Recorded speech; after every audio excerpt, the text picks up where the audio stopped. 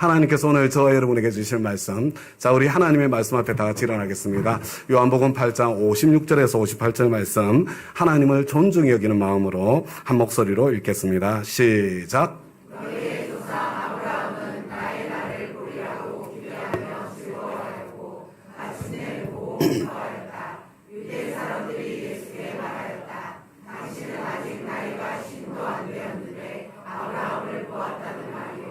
예수께서 그들에게 말씀하셨다. 내가 진정으로 너희에게 말한다.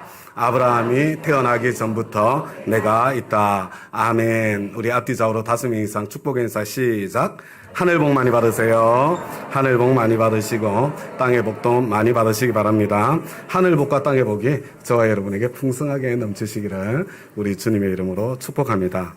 여러분, 예수님께서는 어렵게 당신을 믿은 유대인들임에도 그들이 성숙한 믿음의 길로 들어서도록 믿음을 흔들어 놓기로 작정하신 것이 아닌가, 그런 생각이 듭니다. 너희들의 믿음은 아직 진리를 아는 것도 아니고 자유를 누리는 것도 아니다. 너희들은 나를 믿는다고 하지만 여전히 죄의 종이고 악마의 종이다. 이렇게 말씀하십니다. 예수님께서는 그들이 죄의 종이요 악마의 자식 노릇하고 있는 2가지 증거를 말씀해 주셨습니다. 첫째는 그들 속에 있는 정오심입니다. 자신들의 신념과 자신들의 생각과 다르면 그 대상이 누구라도, 심지어 예수님이라고 하더라도 죽여 없애버리겠다고 그렇게 생각하는 여러분, 그 정오심. 여러분, 이것은 하나님의 자녀의 모습이 아닙니다. 처음부터 살인자였던 악마의 모습입니다. 저와 여러분이 나와 다르다고, 나와 생각이 다르고 신념이 다르고 보는 방향이 다르다고 상대방에 대한 정오심, 분노, 이런 것들이 솟아날 때는 내가 믿는다고 하면서도 악마의 종노릇하고 있구나, 그것을 빨리 알아차릴 수 있기를 바랍니다. 그들은 예수를 믿었지만 아직도 여전히 그 악마의 종노릇을 하고 있는 것입니다. 여러분, 다시 부탁드립니다. 저와 여러분 안에서 정오심이 솟아날 때에 내가 악마의 종노릇하고 있다는 것, 그것을 빨리 알아차리시기를 우리 주님의 이름으로 부탁드립니다. 그들이 죄의 종이요 악마의 종노릇하고 있는 2번째 증거는 여러분, 함부로 단정짓고 타인을 판단하고 정죄했던 그들의 태도입니다. 여러분, 이게 함부로 단정짓는 거 있잖아요. 이것은 다른 데서 나오는 것이 아니라 거짓과 위선에서 나오는 것입니다. 악마는 거짓의 아비이기 때문에 거짓의 아비에게 사로잡힌 사람들은 진리를 제대로 볼 수 있는, 구별할 수 있는 능력이 없습니다. 여러분, 악마에게 사로잡힌 사람들은 자기 자신을 제대로 볼 수 있는 그런 능력도 없습니다. 여러분, 하나님의 말씀의 빛이 쫙 비치면 먼저 자기 자신을 비추고 볼 줄 알아야 되는데, 자기 자신은 비추지 않고 타인만 비추고, 그래서 위선적이고도 교만하게 쉽게 단정짓고 타인을 판단하고 정죄하며 비난하는 모습을 보게 되죠. 여러분, 다윗이라는 사람에게 있었던 일입니다.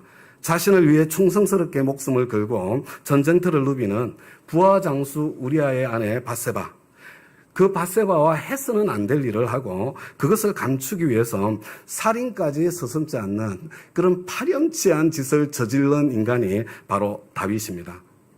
그런데 바로 그때에 하나님께서 다윗에게 예언자 나단을 보내시죠. 그리고 한 부자와 한 가난한 사람의 이야기를 들려주십니다. 암양 하나밖에 없는 가난한 사람이 등장합니다. 그런데 부잣집에 손님이 찾아왔는데 부자는 자기 양이 아까워서 그 가난한 집에 하나밖에 없는 암양을 빼앗아서 자신의 손님을 대접합니다. 그런데 여러분, 이 이야기를 듣던 다윗의 모습을 보십시오. 다윗은 그 부자에게 몹시 분개합니다. 주님께서 살아계심을 두고 맹세합니다. 하나님의 이름까지 거들먹거립니다. 핏대를 세웁니다. 그런 일을 한 사람은 죽어야 마땅하다.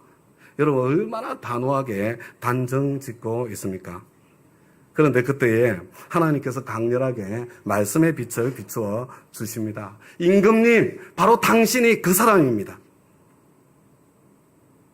하나님께서 이미 많은 아내를 주셨는데도 믿음의 형제, 믿음의 동지, 믿음의 부하, 우리아의 아내를 빼앗은 당신은 거기다가 자신의 죄를 감추기 위해서 우리아까지 죽인 당신은 그 부자보다도 더 악랄하고 더 악독한 인간입니다.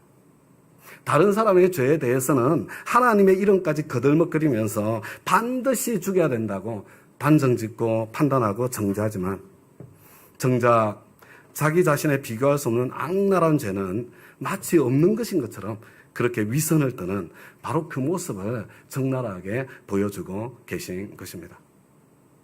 다음 가족 여러분 보시기에 어떤 천하의 나쁜 놈이 있습니까? 어떤 때려 죽여도 시원치 않을 그런 인간 혹시 어떤 사람들이 있습니까? 여러분 실제로 그럴 수 있습니다. 그 사람 천하의 나쁜 놈이고 그 사람 때려 죽여도 시원치 않을 그런 인간일 수 있습니다. 그런데 중요한 것은요. 혹시 내가 그 사람과 다를 바 없는 그런 사람은 아닌가 하는 것입니다. 은밀하게 종류만 다를 뿐이지 같은 본질의 죄를 짓고 있는 그 인간은 아닌가. 이게 중요한 거죠. 내가 그 사람과 같은 상황 속에 성장해서 그 사람과 같은 사람의 자리에 있었다면 내가 정말 그 사람보다 더 나은 선택을 할 수 있는 그런 실력이 되는 사람인가. 여러분 그거 정직하게 직면해 보아야 하지 않겠습니까? 타인에 대해서 함부로 핏대를 올리고 단정짓고 판단, 비난, 정죄하는 것. 여러분 이것이야말로 위선 중의 위선입니다. 그 어떤 죄보다도 하나님께서 미워하시는 죄라는 것을 오늘 꼭 기억하시기를 부탁드립니다. 여러분 다윗의 위대함이 바로 여기에 있습니다. 하나님 앞에 사람 앞에 자신의 죄를 인정할 줄 아는 겸손입니다. 다음 가족 여러분, 죄인에게는 언제나 용서의 길이 열려 있고 구원의 길이 열려 있습니다. 그런데 이 용서는요, 여러분 관계가 회복되는 것을 이야기하는 것입니다. 그래서 용서받았다고 관계가 회복되었다고 해서 죄의 결과까지 사라지는 것은 아닙니다. 다윗은 회개하고 용서받아서 하나님과의 관계는 회복되었지만요. 그러나 자신의 죄의 결과는 피하지 못해요. 이 죄 때문에 다윗의 인생에 얼마나 많은 슬프고 아프고 비참한 일들이 일어나는지 모릅니다. 못을 뽑을 수는 있지만 못자국은 그대로 남는 것입니다. 그래도 죄인은 용서받을 수 있고 구원받을 수 있습니다. 그러나 다음 가족 여러분, 악인은 구원받지 못합니다. 죄인과 악인은 다른 것입니다. 여러분 이 악인이라는 존재는요, 자기 자신을 볼 줄 아는 능력을 상실한 사람, 그 존재가 바로 악인입니다. 자기 그림자가 보이지 않는 거예요. 그래서 악인은 회개할 수 없습니다. 그리고 악인에게는 구원의 길도 닫혀 있습니다. 여러분 말씀의 빛이 비치는데 내 모습은 보이지 않고 타인의 모습만 보인다면, 그래서 타인을 핏대를 세우며 단정짓고 판단하고 정죄하고 비난하는 그런 자리에 혹시라도 서 계시면 혹시 내가 이미 악인의 길에 들어선 것은 아닌가. 왜냐하면 악인들은 교회에 많거든요. 여러분 두려워해야 될 거예요. 두려워야 될 것입니다. 여러분 악마의 종로로 타고 있다는 그것을 잊지 않았으면 좋겠습니다. 예수님께서 이런 말씀을 들려주시는데, 근데 이렇게 말씀하시는 예수님을 향해서 지금 유태인들이 예수님을 공격해요. 사람들이 당신은 사마리아 사람이요, 당신은 귀신 들렸다고 그렇게 당신을 공격하는데, 진짜 당신 사마리아 사람 아니요? 당신 귀신 들린 거 아니요? 이렇게 예수님 공격하는 사람들이 있었습니다. 여러분 이 사마리아 사람이라는 욕은요, 첫째로 외모적인 비난일 수 있습니다. 예수님의 모습이 정통적인 그런 유태인 갈릴리 사람의 외모가 아니라 뭔가 혼혈스러운 그런 느낌을 가지고 있었을 수 있고요. 그래서 예수님을 비하했을 가능성이 있는 것 같아요. 여러분 둘째로 예수님이 유태인들은 상종조차 하지 않았던 그런 사마리아 사람들과 가까이 지내셨거든요. 이것을 못마땅해 해서 그래서 비난한 것일 수 있습니다. 예수님은 굳이 사마리아 우물가의 여인을 찾아가서 복음을 전하셨습니다. 굳이 선한 사마리아인의 비유를 이렇게 말씀하시면서 오히려 유태인보다 사마리아 사람들을 축혀 세우는 듯한 그런 모습을 보여주셨습니다. 10명의 문둥병자 사건을 통해서 정말로 감사할 줄 아는 사람들은 저희 유태인들이 아니라 오히려 사마리아 사람이라는 것을 강조하는 것처럼 보였습니다. 이 유태인들에게는 너무나 못마땅한 일이었고, 그래서 저 사마리아 놈 같은 인간이라고 비난했던 것 같습니다. 그리고 셋째로 예수님이 이단적이라는 그런 비난일 수 있습니다. 이 사마리아 사람들은 예루살렘에서 예배를 거부하고 그리심산에서 따로 예배를 드렸습니다. 예수님께서 안식일을 가볍게 여기는 것도 마치 그런 사마리아 사람 같은 특징을 가지고 있었다고 그렇게 비난한 것 같습니다. 여러분, 이 당시 유대인들 가운데 예수님을 사마리아 사람이라고 비난하는 것에 대해서 귀신 들렸다고 비난하는 사람들도 있었거든요. 이것은 예수님을 통해서 나타나는 능력이, 그러니까 그런 인간한테서 나타나는 능력은 하나님의 능력이 아니라 오히려 악마의 능력이라고 그렇게 예수님을 공격하는 것 같습니다. 다음 가족 여러분, 그런데 정말로 놀라운 것은요, 바로 이와 같은 이 유대인들의 공격에 대한 예수님의 대답입니다. 여러분, 예수님께서는 당신은 사마리아인이요, 이렇게 공격하는 공격에 대꾸조차도 하지 않으세요. 여러분, 한번 생각해 보세요. 만약에 예수님께서 이 사마리아 놈 같은 놈 뭐 이런 비난에 대꾸를 하셨다고 한번 생각을 해보세요. 여러분, 어떤 일이 일어났을까요? 아니, 내가 어떻게 사마리아 사람이냐. 예수님께서 반박하시는 그 순간 어떻게 돼요? 물론 예수님께서는 나는 사마리아 사람이 아니라 나는 정통 유대인 혈통이다, 이거 증명할 수 있을런지 모르겠지만, 그러나 나는 사마리아 사람이 아니다, 그렇게 지금 대꾸하면서 나가는 순간 이 사마리아 사람들은 유대인의 순수한 혈통을 지키지 못한, 이방인보다도 더 열등하고 부족하다는 그런 유대인들의 편견이죠. 유대인들의 전제를 먼저 받아들여 버리는 게 되지 않습니까? 여러분, 있잖아요. 유대인들의 프레임에 그냥 걸려들고 말게 되는 거 아닙니까? 아무리 예수님 당신이 사마리아 사람이 아니라는 것을 바로 잡으려고 해도 그게 사실이지만, 그렇게 하면 할수록 사마리아 사람들을 더 아프게 하고 사마리아 사람들을 더 상처받게 하는 그런 결과가 생길 수밖에 없지 않습니까? 저는 그 이유 때문에 예수님께서 대꾸조차 하지 않으셨다고 저는 생각합니다. 저는 대꾸조차 하지 않으신 예수님의 대답 안에서 예수님의 사랑을 느끼게 됩니다. 다음 가족 여러분, 지금도 그렇습니다. 지금도 마찬가지예요. 여러분, 말도 안 되는 비난과 오해를 저와 여러분이 때로 당할 때가 있습니다. 그런데 여러분, 그 비난과 오해에 내가 대꾸하면 대꾸할수록 오히려 더 나쁜 프레임에 걸려들게 되는 경우가 여러분 적지 않게 있습니다. 여러분, 그런 상황을 만난다면 오히려 오해 당하는 편이 더 낫습니다. 하나님께서 일하실 때를 기다리며 언급 자체를 하지 않는 것이 더 좋을 때가 많이 있습니다. 여러분, 우리 교회에서도요, 제가 언급조차 하지 않는 그런 그런 주제들이 있을 텐데요. 대부분 다 같은 프레임과 관련된 문제이기 때문에 제가 언급조차 하지 않는 것입니다. 다음 가족 여러분, 어떤 주제는 말조차 꺼내지 않는 것이 더 좋을 때가 있습니다.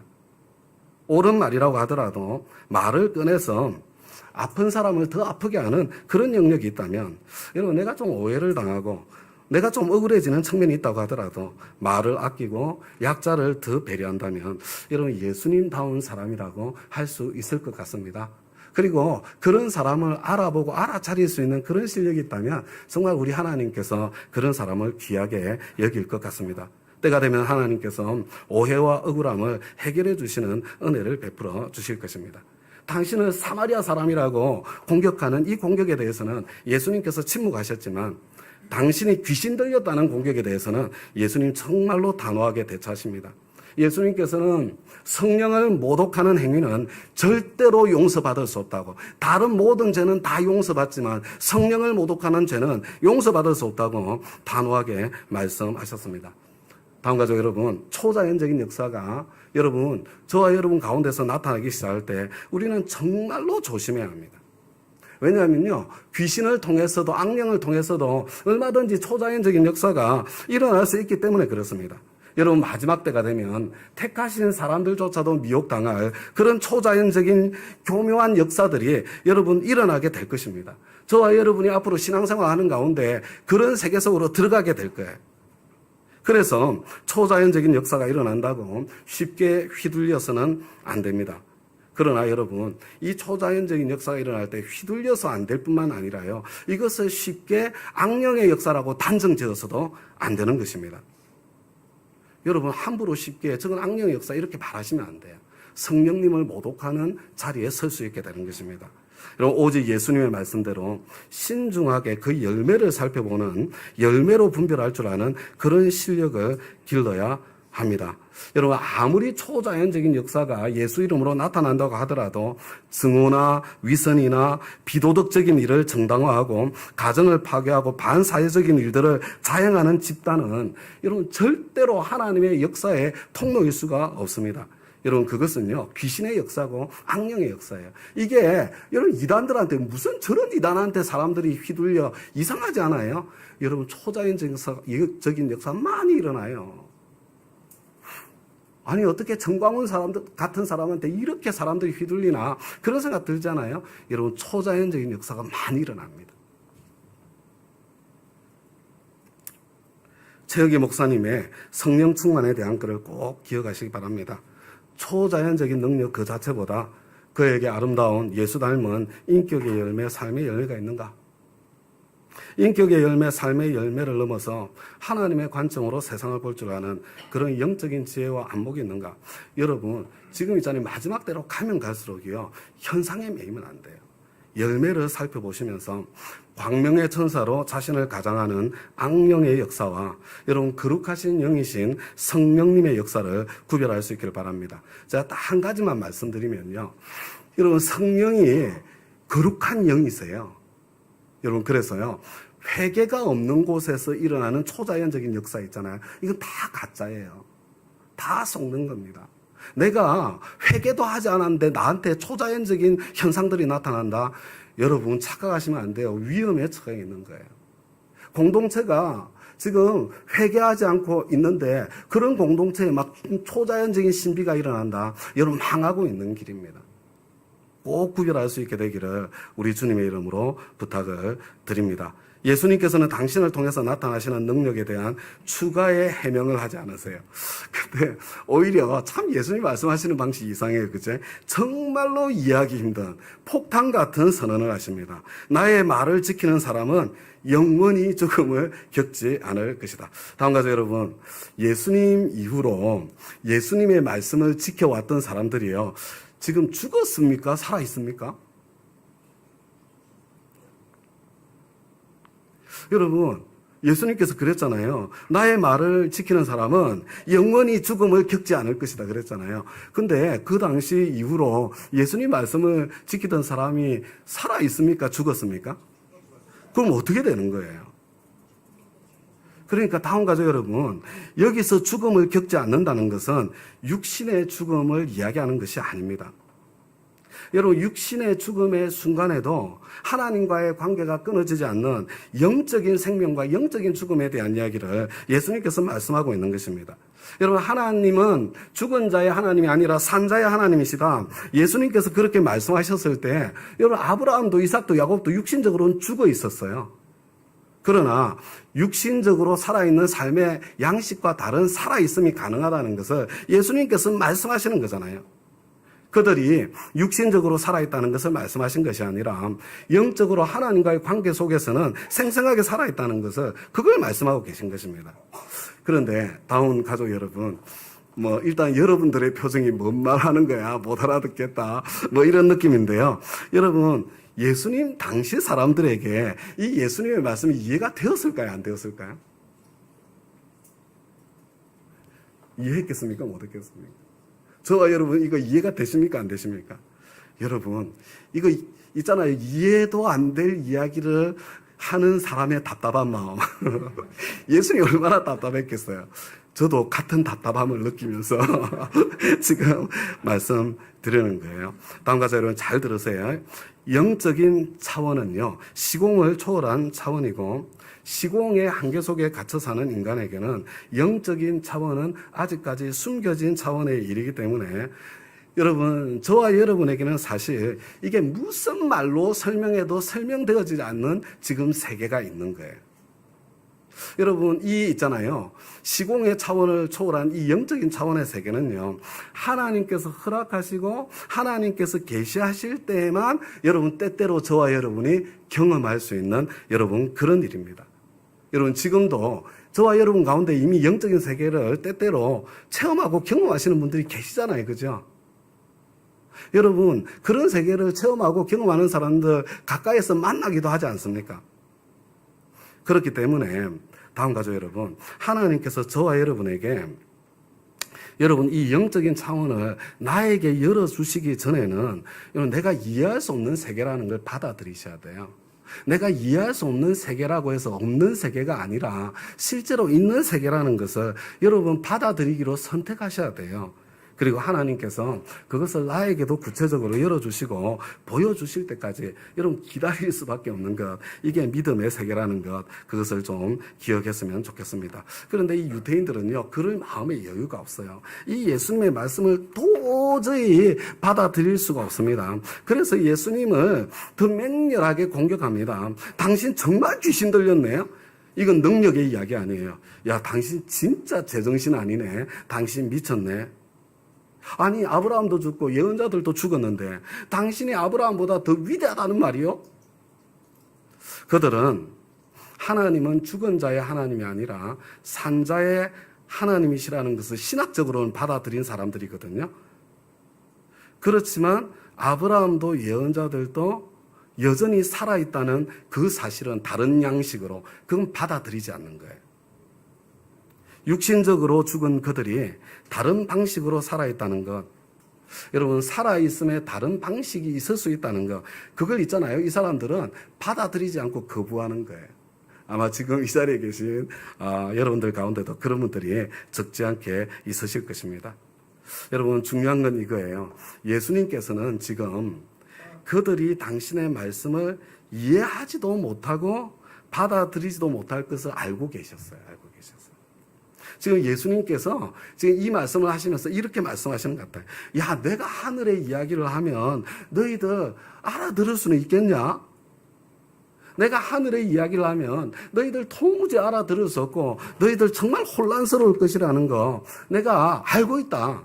그러나 그렇다고 해서 내가 너희들한테 거짓말을 할 수는 없지 않냐? 다음 가족 여러분, 저와 여러분이 성경을 자세히 읽어보면 예수님은 침묵하실지언정 어떤 경우에도 거짓말을 하지 않으세요. 여러분, 이것이 악마와 다른 여러분 하나님의 성품입니다. 다음 가족 여러분, 우리 화이트 라이라는 거 있잖아요. 백색 거짓말. 그런 거짓말이 있지 않습니까? 정직하게 말을 했다가는 오히려 문제가 더 복잡해지고 상대방이 오히려 상처가 될 수도 있고 상대방이 혼란스럽고 그냥 오해만 하게 될 수도 있으니까 때로 사실이 아닌 것을 사실인 것처럼 말하는 거짓말. 이게 화이트 라이잖아요. 여러분, 우리 주님께서는요, 그런 화이트 라이를 하시는 분이 아니세요. 침묵하실지언정 거짓말을 하지 않으십니다. 다음 가족 여러분, 그런데 이 화이트 라이라는 것이 정말로 정당화될 수 있을까요? 정말로 정당화될 수 있는 겁니다. 저도 이것 때문에 고민을 엄청나게 많이 했거든요. 아니, 예수님께서 절대로 거짓말을 하지 않으시는데 침묵하실지언정 예수님께서는 정확하게 정직하게 말씀하시는데, 그래서 제가 이제 오래전에 결심을 했거든요.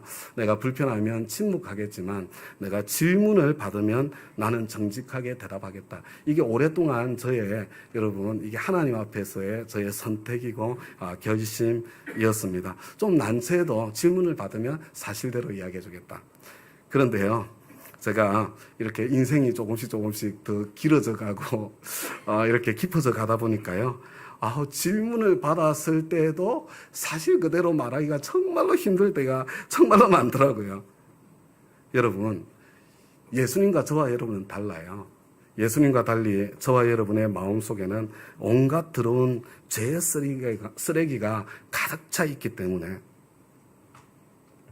저와 여러분은 그 한계 속에 살 수밖에 없다는 것. 여러분, 내가 대답으로도 정말로 100% 정직할 수 없는 한계, 예수님하고 저와 여러분 달라요. 전혀 존재 자체가. 여러분, 그것을 좀 받아들이고 저와 여러분 살아가야 되지 않겠냐. 요 새겨서 들으시기 바라요. 새겨서 들으시기 바랍니다. 거짓말을 하지 않으시는, 거짓말을 하실 수 없으신 예수님께서는 여러분 여기다 대놓고 더 엄청난 말씀을 하세요. 너희 조상 아브라함은 나의 날을 보리라고 기대하며 즐거워하였고 마침내 보고 기뻐하였다. 나는 아브라함보다 먼저 있는 자다. 이렇게 선언하시는 거예요. 여러분, 이 유대인들은 도무지 이런 하나님의 경륜, 하나님의 계획, 하나님의 섭리를 이해하지 못합니다. 그들은 스스로 성경을 통달했다고 생각을 했지만 하나님의 말씀의 비밀을 깨우치지 못한 것입니다. 그들은요, 지금 여기까지 오니까요, 완전히 이건 진짜 말도 안 된다. 무슨 이런 인간이 있냐. 여러분, 그렇게 단정 짓고 있는 것을 보게 되죠. 그때 예수님께서 이 사람들에게 단호하게 선언하십니다. 내가 진정으로 너희에게 말한다. 아브라함이 태어나기 전부터 내가 있다. 다음 가족 여러분, 여기서 내가 있다. 이것이 헬라어로 에고 에임이에요. 저와 여러분이 듣는 것과 유대인들이 듣는 건 전혀 다른 거예요. 여러분, 예수님께서 에고 에임이 이렇게 말씀하실 때 내가 바로 그 출애굽의 하나님, 내가 바로 그 창조주 하나님이다. 나는 아브라함이 있기 전부터 있는 바로 그 존재다. 제가 생각하기에요, 유대인들 정말 헷갈렸을 것 같습니다. 아니, 이 사람이 지금 말하는 걸 보니까 정말로 말도 안 되는 주장인 것 같은데, 근데 아무리 봐도 이 사람이 거짓말쟁이는 아닌 것 같아. 아무리 봐도 이 사람이 진짜 미친 사람이 아닌 것 같아. 여러분, 저와 여러분도 마찬가지 아니에요? 예수님께서 말씀하시는 것을 들어보면 너무 황당해요. 근데 예수님을 도대체 거짓말쟁이라고는 도대체 생각 자체를 할 수가 없어요. 이분이 지금 제정신이 아닌 미친 사람도 틀림없이 아닌 것 같아요. 여러분, 그렇다면 여러분, 저와 여러분에게 가능성은 한 가지밖에 없습니다. 예수님은 당신이 말씀하시는 그대로 에고 에임이 바로 출애굽의 하나님, 창조주 하나님이십니다. 여러분, 만약에 예수님께서 거짓말쟁이도 아니고 미친 것도 아니라면 여러분, 그러면 길이 하나밖에 없다니까요. 예수님이 창조주 하나님이시라면, 그렇다면 예수님은요, 나의 주님이 되시고 나는 내 인생의 왕좌를 내려놓고 여러분, 그분께 순종해야 합니다. 여러분, 이분이 창조주 하나님이시라면 그분 앞에서 내가 죽어야 되는 거예요. 신앙생활은 바로 그와 같은 것입니다. 여러분, 신앙생활은요, 내가 죽든지, 여러분, 내가 죽지 않으려면 예수님을 부정하고 예수님을 죽여야 되는 것. 여러분, 이게 신앙생활이에요. 여러분, 내가 죽지 않으면요, 어쩔 수 없이 저와 여러분이 예수를 죽이게 되어 있습니다. 이 자리에 계신 다음 가족 여러분, 여러분, 예수님 미쳤다고 생각하세요? 예수님 거짓말장이라고 생각하십니까? 여러분, 만약에 아니라면요, 예수님은 당신 말씀 그대로 에고 에임이 창조주 하나님, 출애굽의 하나님이신데, 여러분, 실제로 한번 잘 보세요. 저와 여러분이 입으로는 그것을 인정하고 고백하는데 저와 여러분의 삶으로는 조금도 그것을 인정하지 않습니다. 예수님을 그저 램프 속의 지니 정도로 취급합니다. 여러분, 예수님을 그저 위대한 스승 중에 한 분 정도로 취급하고 있는 거예요. 사실은 그 정도로도 예수님을 취급해주지 않습니다. 예수님은 어떻게 대하십니까? 그냥 내가 참고할 의견 정도 주시는 분으로 여러분, 예수님 무시하며 멸시하며 여러분, 그렇게 지금 저와 여러분 살아가고 있지 않습니까? 여러분, 이분이 사장님이라고 해도 이분이 말씀하시면 예 사장님 그러지, 거기에다가 뭐 이렇게 참고 의견 정도로 하지 않거든요. 그런데 창조주 하나님께서 말씀하셔도 그저 의견 정도로, 내 마음에 들면 하고 내 생각이 할 만하면 하고, 그렇지 않으면 확 제껴버리는. 여러분, 할아버지가 손주를 너무너무 좋아하니까, 그러니까 손주가 할아버지 수염 뽑는 것처럼 하나님이 정말 깡패 하나님이 아니고 사랑의 하나님이시니까 저와 여러분은 하나님을 너무 우습게 대하고 있는 그런 자리에 있는 모습을 볼 수 있기를 바랍니다. 저와 여러분이 예수님을 정말로 에고 에임이 창조주 하나님, 출애굽의 하나님으로 대한다면 저와 여러분의 인생은 어떻게 달라질까요? 여러분, 내가 죽을 수밖에 없어요. 그분 말씀하실 때에 이걸요, 제가요, 왜요, 택도 없는 소리입니다. 안 됩니다. 여러분, 창조주 하나님 앞에 그러면 할 수 없는 거예요. 하나님께서 저와 여러분에게 말씀하시면 예 주님, 그렇게 나아가는 것이 마땅합니다. 여러분, 그뿐만 아니라요, 어떤 상황을 만나도 불평, 원망, 근심, 걱정 입에 담을 수 없습니다. 창조주 하나님께서 허락하신 상황이거든요. 저와 여러분은 불평, 원망, 근심, 걱정 대신에 아니 이 상황 속에 저를 밀어넣으신 주님의 뜻이 무엇입니까? 내가 하나님의 사람답게 어떻게 반응할 수 있겠습니까? 여러분, 그거 질문해야 되는 거예요. 그런데 여러분, 이 유대인들은요, 지금 내가 죽기를 선택하지 않고요, 지금 분노에 휩싸였습니다. 악마의 종이 되었습니다. 예수님을 돌로 쳐 죽이려고 하였습니다. 자기들이 죽는 대신에 예수님을 죽이는 쪽을 선택한 것입니다. 그렇지만 아무도 아직 예수님께 돌을 던지지는 못했습니다. 아직 예수님의 때가 되지 않았기 때문에 그렇습니다. 이게 요한복음 8장이에요. 그런데 여러분, 이제 마지막으로 한 가지만 더 말씀드리고 싶어요. 그런데 여러분, 이 유대인들이 진짜 도무지 이해할 수 없는, 도무지 말이 안 되는 예수님의 이 말씀 때문에 내가 예수님을 단정짓고, 이건 아니야, 단정짓고 예수님을 죽이려는 선택하는 대신에 만약에 예수님께 질문을 했더라면 어떻게 되었을까요? 아이, 예수님, 그게 말이 됩니까? 도대체 아브라함이 언제 당신을 먼저 보고, 아니, 아브라함이 어떻게 그렇게 기뻐하고 즐거워했다는 이야기입니까? 이렇게 만약에 주님께 질문을 했더라면, 그랬더라면 얼마나 좋았을까요? 여러분, 우리 주님께서 친절하게 여러분 대답해 주지 않았겠습니까? 사실 제가 답답해서 제가 주님께 물어봐. 아이, 주님, 진짜 이거 누가 이거 받아들입니까? 언제 아브라함이 주님을 먼저 봤습니까? 언제 주님을 먼저 보고 아브라함이 기뻐했습니까? 이 제 질문이었거든요, 주님께. 근데요, 정말 신기하더라고요. 오늘 마지막으로 그 질문을 한번 생각해 보면서 오늘 메시지를 마무리하겠습니다. 하나님께서 있잖아요, 창세기 22장으로 다시 저를 데려가 주셨습니다.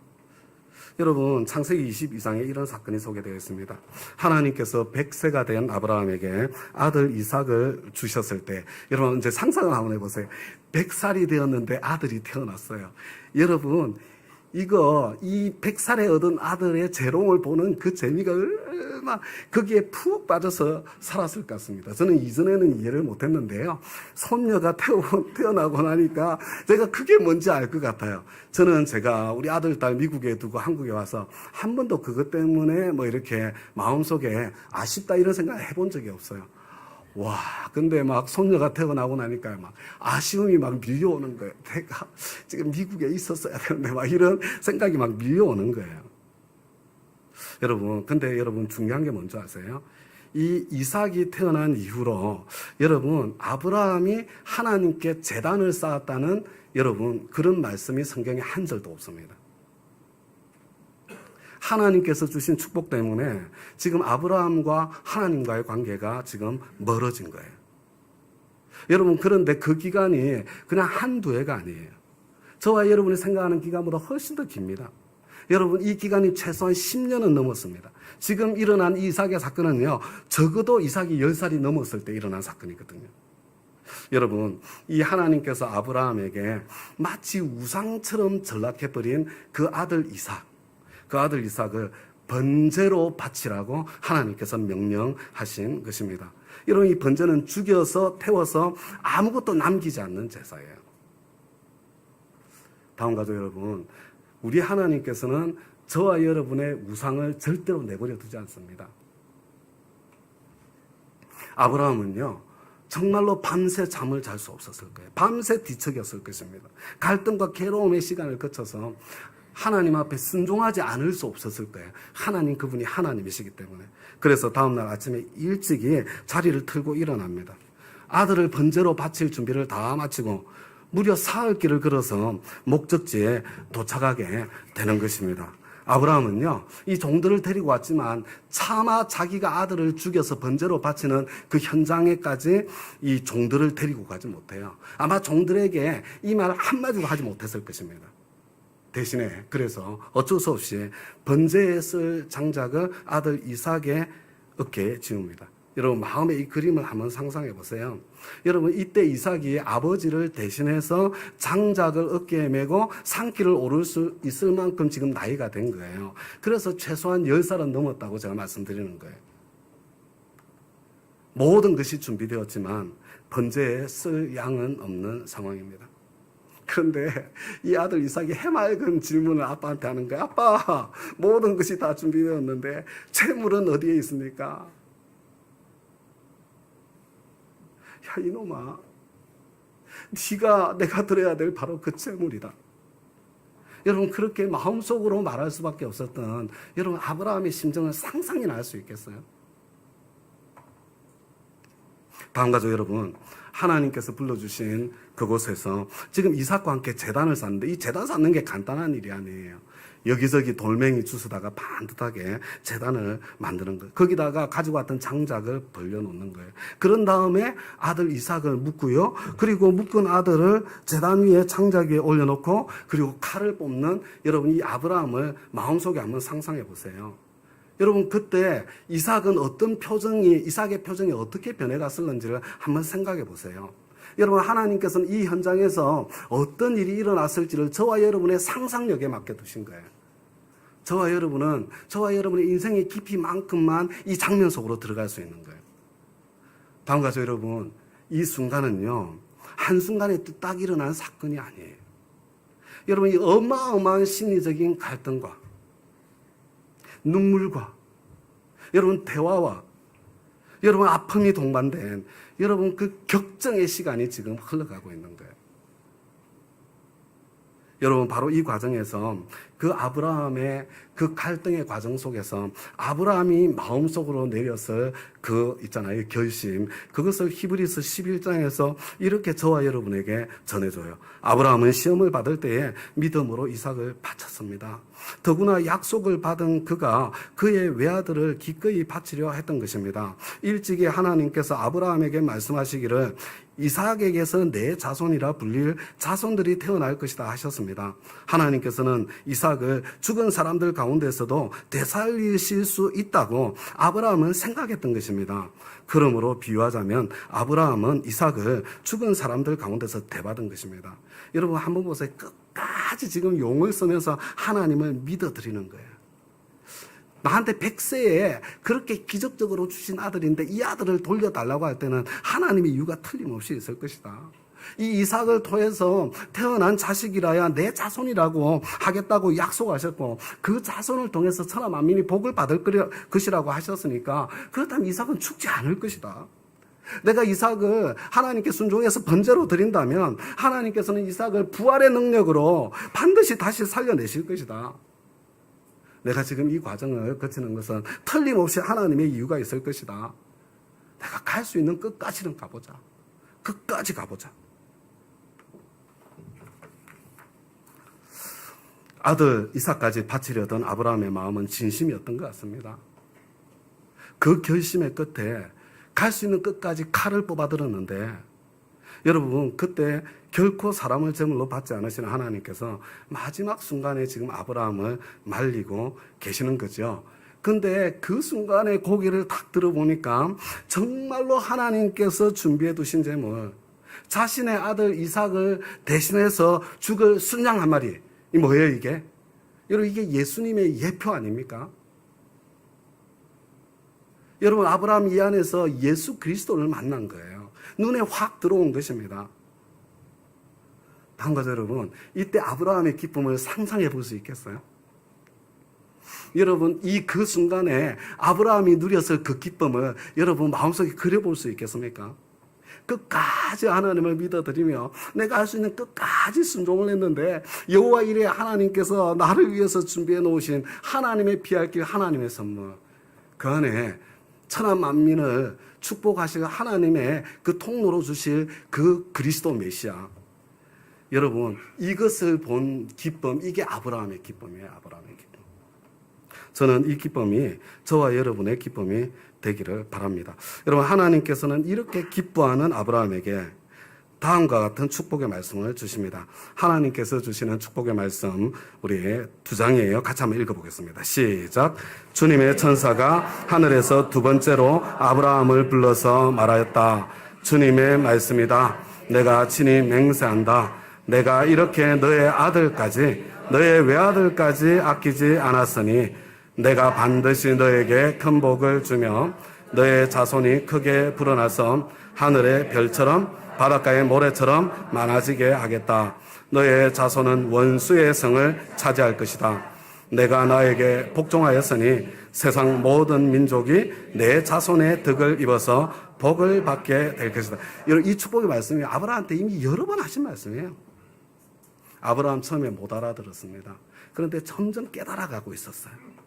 그런데 저는 바로 이날 있잖아요. 하나님께서 아브라함에게 이 축복의 진짜 의미를 완전히 열어주신, 완전히 깨닫게 해주신 바로 그날이라고 저는 상상합니다. 세상 모든 민족이 내 자손의 덕을 입어서 복을 받게 될 것이다.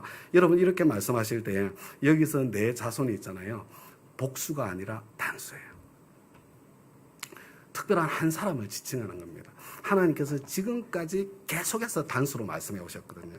여러분 이것을 갈라디아서에서는 이렇게 저와 여러분에게 해설해 주고 있습니다. 그런데 하나님께서 아브라함과 그 후손에게 약속을 말씀하실 때에 마치 여러 사람을 가리키는 것처럼 후손들에게라고 말씀하지 않고 단 한 사람을 가리키는 뜻으로 너의 후손에게라고 말씀하셨습니다. 그 한 사람은 곧 그리스도이십니다. 하나님께서는 이미 이때에 아브라함 자신의 후손으로 올 예수님의 십자가와 부활의 의미를 깨우쳐 주셨고, 여러분 이 안에 이미 담겨 있는 게 보이시죠, 그렇죠?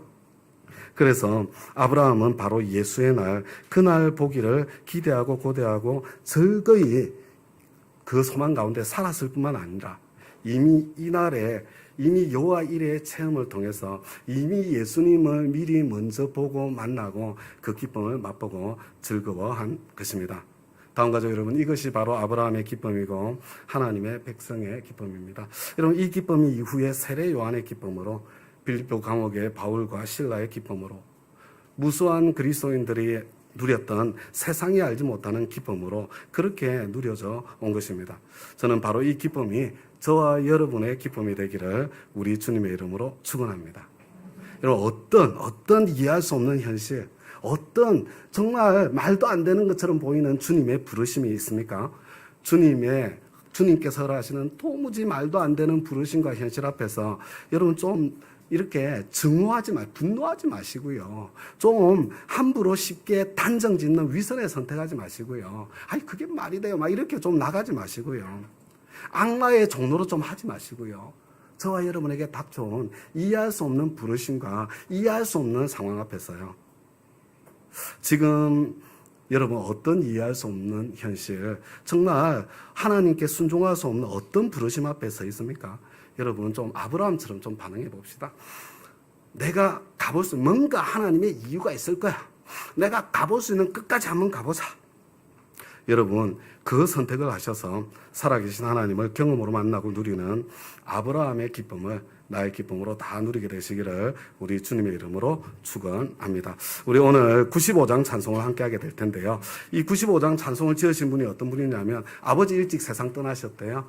그냥 공사판에서 성장했답니다. 22살에 예수님 만났대요.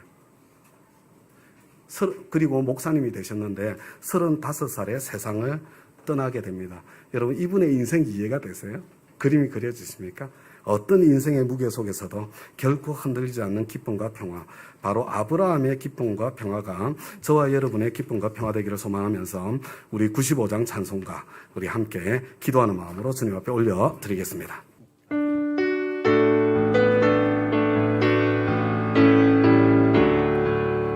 나의 기쁨 나의 소망 되시며 나의 생명이 되신 주 하나 불러서 찬송을 드려도 이해하신 나의 의기세 나의 사모하는 선한 목자님 어느 곳 가는 공산에 양의 무리와 늘 함께 가셔서 이 기쁨을 함께 하실까 나의 신정 사모하는 예수여 음성조차도 반갑고 나의 생명과 나의 참 소망은 오직 주 예수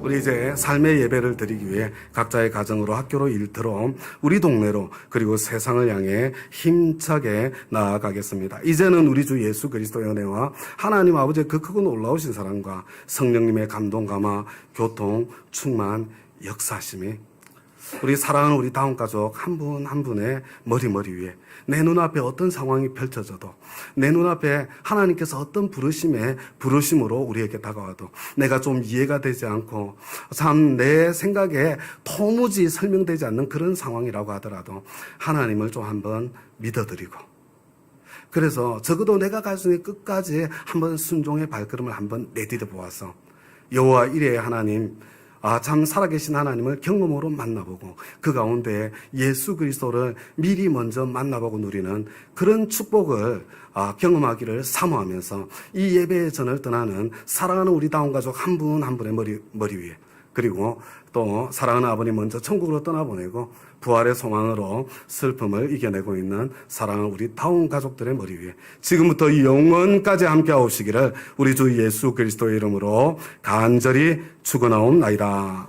아멘.